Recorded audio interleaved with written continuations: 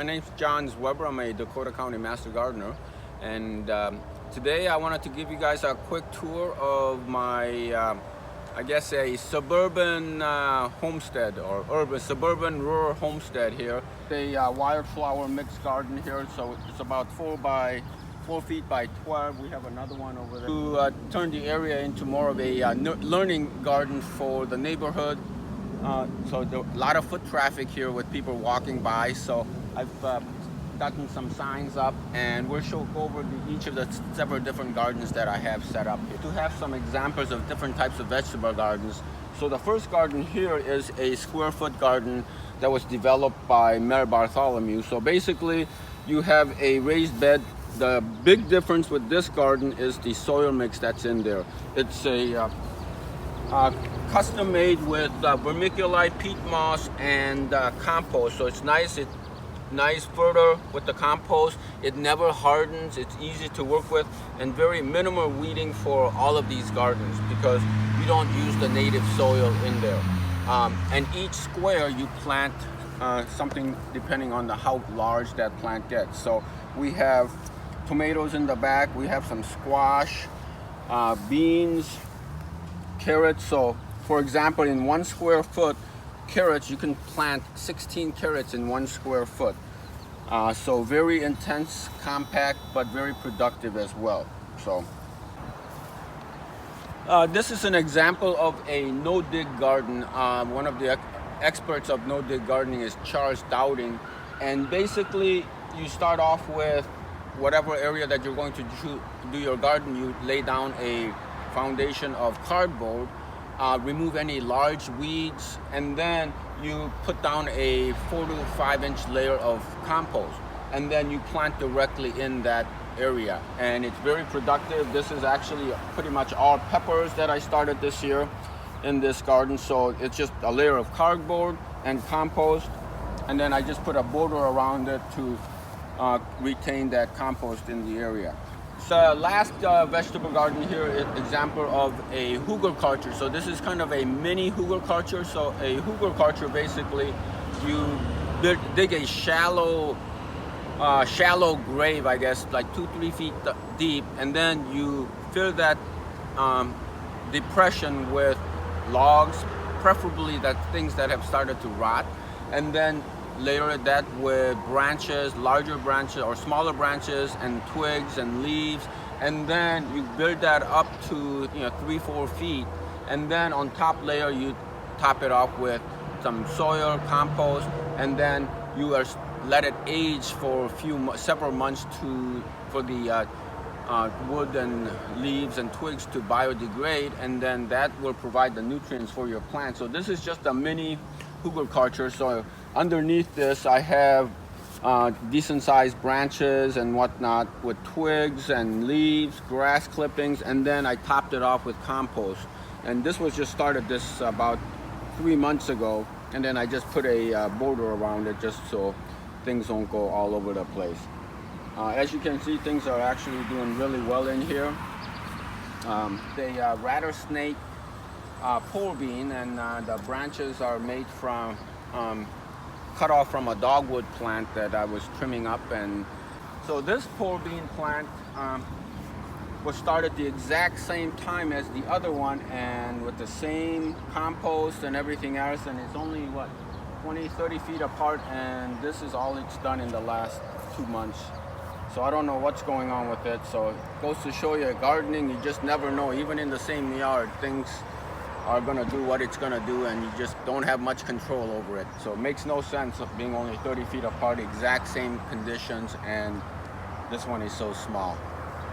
Herb border here with basil, Thai basil, parsley, but these are great pollinators because these are like the parsley is a great food source for the swallowtail butterflies, the swamp milkweed, the food source for the caterpillar, for the monarchs, and then we have other vegetables, peppers, broccoli, or Brussels sprouts, kale, and even the herbs are great. So once the herbs are flowering, they're great attractors for pollinators. So it doesn't this is to show that you don't have to do just flowers. You can do mixed flowers and vegetables. So this is a Moringa plant. It grows pretty rapidly down south. I think in like Florida, these things can grow a foot or more a day.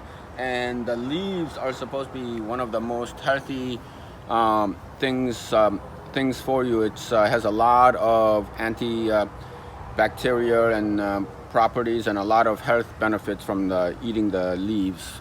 So this is the second year. I'm hoping I can overwinter it again, and we'll see what happens with this. This is a example of the Three Sisters garden. So basically we have corn that you start first, and once the corn is 6 to 8 inches tall, then you start some pole beans around the corn, and then you start squash. So the purpose of the reasoning for this is, number one, it's a great source of protein and carbohydrates. All the vegetables that are grown here, they were actually store very well over the winter time when things aren't growing. And reasoning for the different plants is that the corn provides the height for the pole beans to climb along the stalk of the corn, and then the squash provides the shade on the ground for the plant so that it helps to retain moisture, and so they kind of support each other in growing and staying healthy. This is something just under a maple tree. It doesn't get much sunlight. Grass doesn't really grow here, so I just covered it up with mulch, transplanted some Hostas, because Hostas, if you've seen Hostas in full glory, I mean, it is beautiful, and just even with the different sizes, shapes, and colors of the greens, shades of the green, it makes a really nice garden. So in the borders, I have more basil and Thai basil, regular basil, some calendula, and then different types of shade-tolerant plants under the canopy here. And next year this should turn out really nice. I think this is on its third year now, so we have mostly native plants here. One of the biggest one here is this is anise or Korean Hyssop actually. This is Korean Hyssop, great for tea. The leaves have a nice mint, black licorice flavor to it, but it's supposed to be great for stomach problems, but great pollinator. Besides the Japanese beetle, you have bees all over it. As you can see, like with the borage, there's always a bunch of different pollinators along there. And these actually will come back every year. All right. So these are all different varieties of garlic here. All hard neck except for one was not very good. This is Inchalium Red, which is the soft neck variety, and those are the ones you see big huge braids. It's soft neck garlic that you see, but these hard necks, those are not the ones you braid. 4 beehives in the back here, so they're a little different than what most people have probably seen. These are horizontal hives called layons. And the nice thing about these hives is that you don't have to do much heavy lifting, and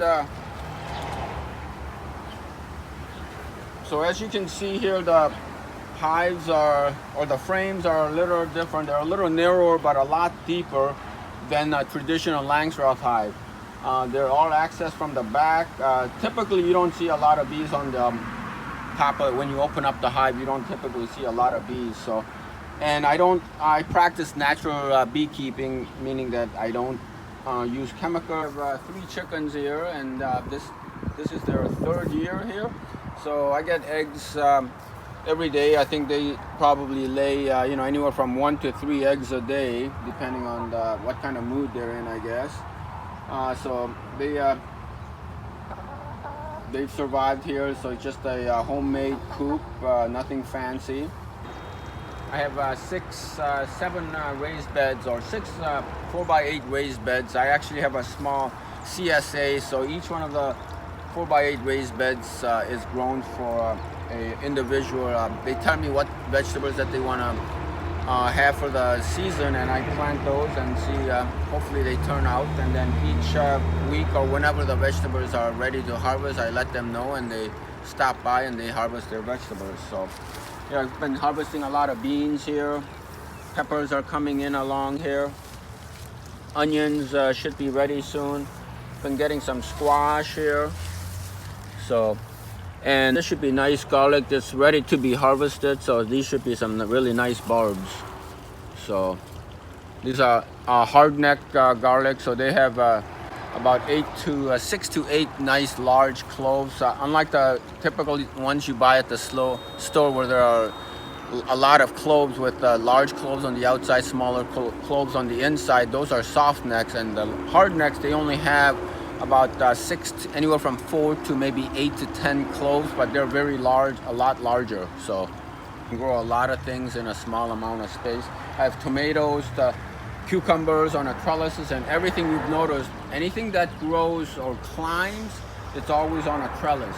That saves you a lot of space, so you don't have everything sprawling over everything. So tomatoes, I know most people haven't grown tomatoes on a trellis like this. So as they grow, you just weave the tomato plants through the netting, and that keeps it compact, keeps it going upright. It doesn't sprawl everywhere.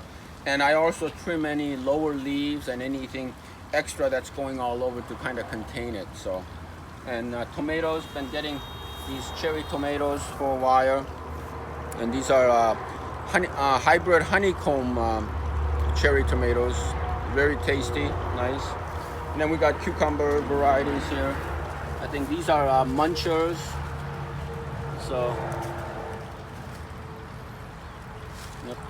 And then the other thing is that, you know, you may notice some diseases and this and that, and biggest thing this year has been these potato beeters, and they have been really bad this year.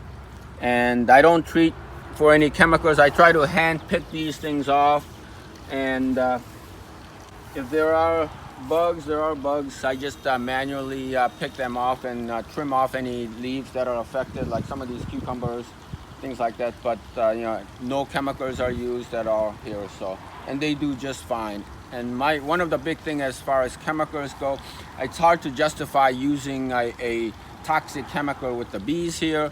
Also, since for most people vegetable gardening at home, one thing to realize, it's not your livelihood, and I think it's there's definitely no increased benefit to using chemicals, because if you lose a plant or two, it's not a big deal. And everything here is natural, organic. So reason I started these gardens is, number one, to get rid of the lawns, because for personally, lawns are a huge waste.